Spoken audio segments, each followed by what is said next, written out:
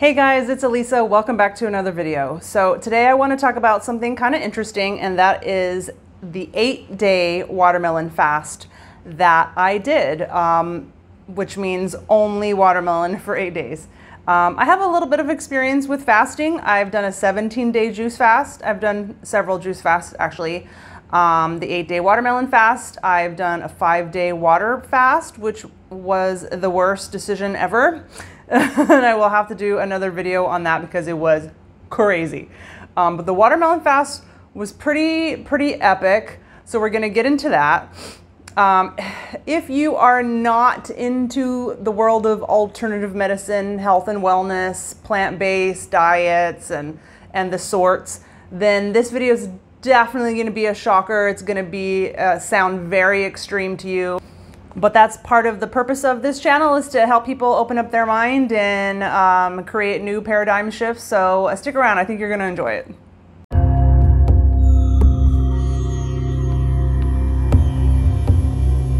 So before we get into the spiritual effects of this watermelon fast, which I was not really expecting, I just wanna do a little disclaimer. I am not a doctor of any kind, seek a professional's advice, a naturopathic doctor. Seriously though, look into it, do your research before you go doing any kind of fast. So there are definitely pros and cons to any fast, at least in my experience. One of them would be losing too much weight too fast. So it was 8 days of the fast and I lost like at least 15 pounds. And a lot of that is water weight and muscle. I was warned that you really have to slam the watermelon in order to get enough calories. And I tell you, I couldn't get in enough calories because I was just so full. The watermelon was making me so full. So I was not getting enough calories. So I lost quite a bit of muscle, a lot of which was on my behind. So if you don't want to lose the cakes, then make sure you are getting enough calories when you do a fast. I will tell you though that the derriere, shall we say, came all the way back and maybe then some. So, moving on. Also, unfortunately, the thing about losing weight quickly, whether it's with a fast or an extreme diet or any other way, is that it can definitely mess with your metabolism, especially if you're losing and gaining throughout your life. But if you lose weight too quickly, chances are you're going to gain it back as well, and it's just not good for the metabolism. So if you're doing this to lose weight, you really have to be ready to completely transform your diet. Make sure that you are seriously, genuinely prepared to start eating a clean diet if you don't want to gain the weight back. So there's that. So this watermelon is a diuretic. It cleans out your bladder and it cleans out your bowels. So you're going to be to the bathroom, and it's scary what is inside the human body that's been there for a long time that shouldn't be there. Old waste. Sorry, we're going to get a little bit graphic here. But wouldn't you rather have that out than in? I don't know what it is. I don't know what is in watermelon that cleans you out so well, but it's like, wow, okay, we're doing this. Also, vivid dreams, before I forget to tell you, going to be vivid dreams. So if you have any kind of toxicity in your body, any viruses, any pathogens, any parasites, anything that's not supposed to be there, which is most of us, right? Then you're probably not going to feel well the first few days. The last juice fast I did recently, 5 days, I was down for the count. Like it lasted 5 days and I think I was down for the whole 5 days. All my body could do is sleep. Because I was just detoxing who knows what, heavy metals and, you know, all of the nasty stuff in the modern world that we live in. So just be prepared that if you're going to do fasting, you are for sure going to detox, depending on how old you are and how clean your body is. And some typical detoxing effects are like coughing, sneezing, headache, lethargy, you know, nausea. So yeah, but you know, it's for your benefit because you're you're detoxing your body. Another thing I will say is that for some people, their body might totally freak out, especially if you're not getting enough calories.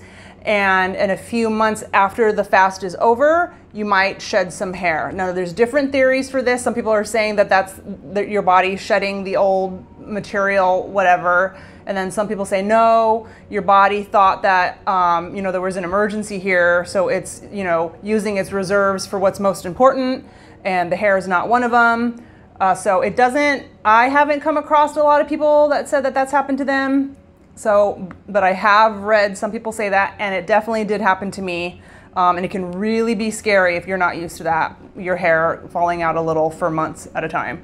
So yeah, so far you're probably thinking, why the hell would you do this? Just wait. But just like the muscle that I lost came back, the hair that I lost, I mean, it definitely came back. So, it's like a tree that goes through all the seasons. In the winter, the tree outside your house is naked as can be. And other times of the year, it's full of leaves and flowers, and that's just how it goes. Cycles, right? It's the same for us as well. So what the watermelon does, fruit is life, by the way. Fruit is life. I'll have to do some other videos on that. Fruit is life.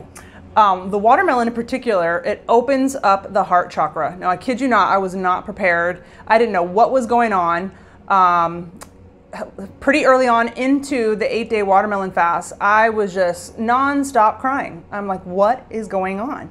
And so I did a little research, and that's when I learned that the watermelon in particular opens up the heart chakra. And so it is a very, very strong emotional detox. And you have no idea, the average person has no idea how many stored emotions and stored traumas that you have in your body. I think in modern days, we've learned to kind of hide our emotions for the most part, especially men. And there was a special, and it's on YouTube. It went viral. You may have seen it, where people were following a polar bear, and they had to shoot him with a tranquilizer gun to do some kind of testing on him. They're like chasing him with a helicopter. So of course the polar bear doesn't have any idea what's going on. He's terrified. He gets shot with a tranquilizer. He wakes up to being surrounded by, 10 men, and his body starts going kind of like into seizures and shaking, but that's actually a natural response. And it's his body releasing the excess adrenaline and the excess stress. Then he gets up, shakes it off, and goes about his day. And if you ever have been so scared or so angry that you kind of realize that your arms are shaking, well, it's the same thing. Like, that's your body's, natural response of shaking off this excess adrenaline and stress. So because in our modern day society, it's not acceptable to be, expressing whatever emotions, stored emotions you have inside of you, like it was totally normal in cultures in the past, and still cultures today that are more tribal, where you would dance around the fire, and whatever sounds need to come out of you, whatever tears need to come out of you, it was okay. It was accepted. Whereas today you can't be walking in the street and you know what I'm saying? So we have a lot of stored emotions inside of us that we're not even aware of. So the watermelon fast was just an amazing emotional detox. Probably the strongest emotional detox I've done out of any other healing, self-healing, shadow work type of modality, other than microdosing. That was the strongest that I've ever experienced as far as emotional detox, but watermelon fast is pretty up there. Breath work is good. There's certain yoga poses that will release emotions, but watermelon fast was like way, way up there. So this is where it's gonna get really strange. So having this stored, whatever it is, pain, anger, guilt, whatever, it kind of is like a shell on you, so to speak. And so is cooked foods. I know what you're thinking. but seriously, it is. Cooked food is kind of a form of addiction, because if we go, we're kind of, you know, we come from primates. So in my opinion, we're not gonna get too much into that, but in my opinion, we are more like frugivores. So if we're going way back, I know you're thinking like, well, cavemen ate whatever, but cavemen are not really my role models. So we're going way back to, like, you know, when humans were first here, frugivores, in my opinion. So I'm not saying there's anything wrong with cooked food. Cooked food has a numbing effect. It allows us to kind of numb out, similar to how not that cooked food is a vice, but it's similar to vices that you can ingest or smoke or drink or whatever. You know how those have the ability to kind of numb you so that you don't have to face your emotions, so that you don't have to process your emotions. Cooked food kind of also has that element. And when I took that away, it literally felt like there was a shell that just came off of me, and I became like a raw nerve. And I became highly, highly sensitive, which I think is probably our natural state. And we would all be much more in tune with our psychic senses and our sixth sense if we were still in that highly sensitive state that we're supposed to be in, probably living in nature. We've come so far away from our natural state in many different ways. And so, yeah, being on the Only Watermelon, I just became highly sensitive, and the stored emotions that needed to come out, they did. And it was day after day of a lot of crying. It was, I just couldn't believe it. And I felt so much better and so much lighter. I can't even tell you. Physically lighter, emotionally lighter, spiritually lighter. Like, it was crazy. It's like, it's kind of actually hard to explain. And that's not the only way that I became more sensitive. My sense of smell became so incredibly strong that when I would go to wash my face at night or in the morning, and I would go like this with the water and splash it on my face, I could smell pure like chlorine, and fluoride. I could smell the chemicals that they put in the city water, and it smelled disgusting. And I had never smelt it before.